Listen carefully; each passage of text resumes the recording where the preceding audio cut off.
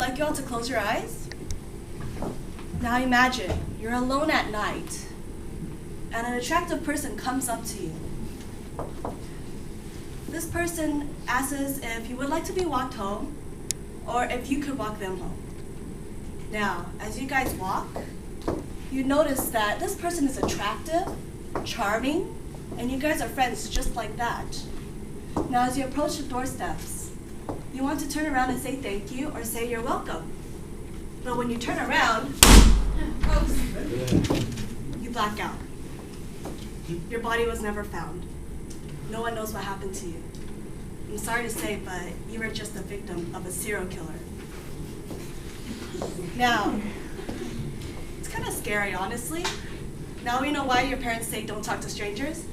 Because they don't want you to be targeted by any serial killers. Now, we tend to trust people immediately because we don't want to come off as a really mean person. But this is exactly what serial killers tend to take advantage of. Now, I learned about serial killers when I was in my junior year of high school, and it kind of perked my interest in them. I found out, wow, this is really interesting. And from all the lectures that my junior year teacher told me about for serial killers, I learned that even though they all kill and commit heinous acts against humanity, they're actually all very different. Different as in their method of killing, who they target. Now, an example would be like the Zodiac Killer. He is specifically killed by the phases of the moon. Now you have the Hillside Stranglers, who specifically dumped their victims' bodies on the hillsides of the East Los Angeles. Now, my goal today will be telling you about the 3 types of serial killers: the medical, the organized, and the disorganized. Now, first one I will be telling you about will be the medical. In the National Museum of Crime, located in Washington, on their information post, they see that out of the 3 serial killers, the medical serial killer has the highest IQ. And as their name implies, they do work at a hospital or somewhere where they can have patient interaction. Now, they believe they have the perfect cover because they get immediate trust because they are the doctor, listen to what the doctor says. And an example of a medical serial killer would be Dr. Harold Shipman.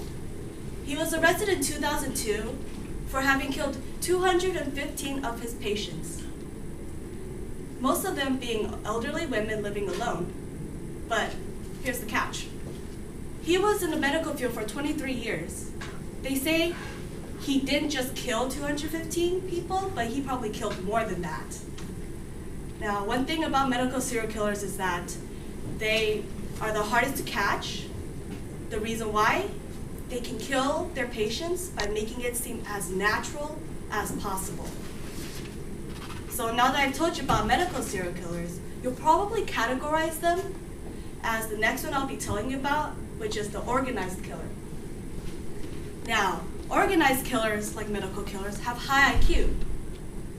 They know how to hide their bodies, and most of these victims of organized killers, their bodies are never found unless they want it to be found. They treat killing like a game. It brings up excitement. It brings them joy. Well, one thing about these killers specifically is that they do not feel empathy. They do not feel sympathy. An example would be Ted Bundy. His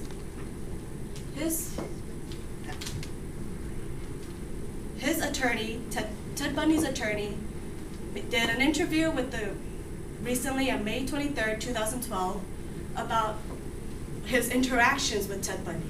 In their conversations, they noticed he found out from Ted Bundy that he had killed not just 10 people, but probably 100 women and 1 man.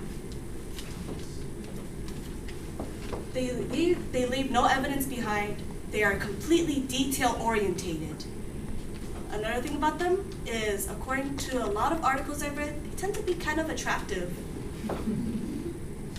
This isn't just from me. This is really from all the articles I've read. They are attractive to most articles, apparently. Now, the next one I'll be talking about, complete opposite, the disorganized killer. These people are antisocial. They always seem disgruntled. They are the people you cannot talk to no matter how sociable you are. They leave evidence behind, and an example would be Jack the Ripper. He was never captured because it was in the 1880s, so there's no forensics team at that point. But one thing about these serial killers is that, according to Scott Bond, who was a sociology professor at Drew University, he was a pen pal to an organized and a disorganized serial killer.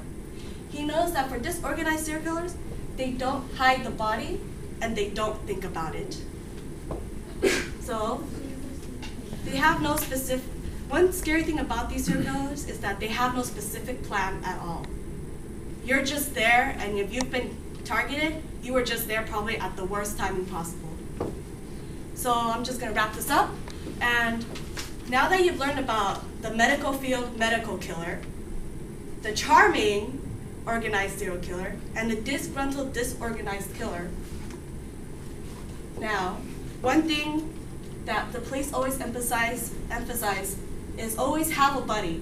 If you don't have a buddy, always stay on guard. And one important thing, never turn your back on a stranger. That's what a lot of the police have been saying lately, because this is how they get to you, and whether they are old or young and whatnot, even if they are injured, doesn't mean that they can't knock you out from behind.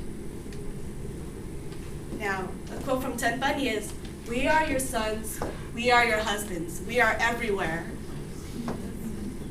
So, be careful, because you never know who will be a serial killer.